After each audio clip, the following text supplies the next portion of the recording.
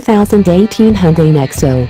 In the headlong race to create profitable, scalable, zero-emissions cars to cut down worldwide CO2 emissions, battery electric vehicles, BEVs, have dominated the limelight thanks to media darlings like the charismatic Elon Musk.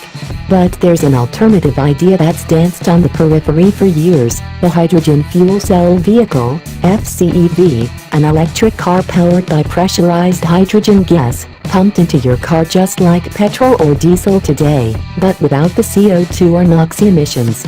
Hydrogen FCEVs have long been considered the best solution for trucks and buses, because an EV version of something so big would need an expensive and heavy battery storage array, and owners won't tolerate the long recharge times associated therewith.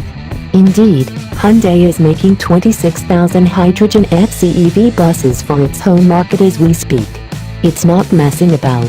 But the technology has often been written off as unsuitable for the average family or city car, because the infrastructure network for EVs is cheaper to roll out, and the achievable driving range is already north of 500 kilometers and climbing. That covers almost everyone.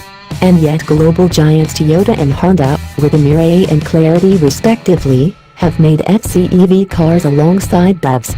As has Hyundai, which established itself as a global leader in the field with the iX35/Tucson version that launched in 2013.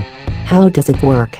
Pressurized hydrogen is pumped into the car's tanks, passed through a membranous fuel cell stack where it's mixed with atmospheric oxygen, and becomes usable electricity to power the motor. The emission from this is H2O, water, chemistry buffs, and heat. It's a BEV that has its own onboard power station, rather than needing an external power point or fast charger. This means that battery arrays, if you want to fit them, need only be small to supplement the system and capture the excess through brake regeneration. Incidentally, this onboard FCEV power station can be plugged into the grid and generate power for about 5 average Korean houses for a day or so. Nissan does a similar thing with its Leaf BEV. The real key figure is the Nexo 600 kilometers of driving range with no CO2 or NOx emissions, and a refilling time of 5 minutes from a hydrogen refill station, a fraction of the time it takes to recharge even the most advanced battery array underpinning a BEV today. Naturally there are issues.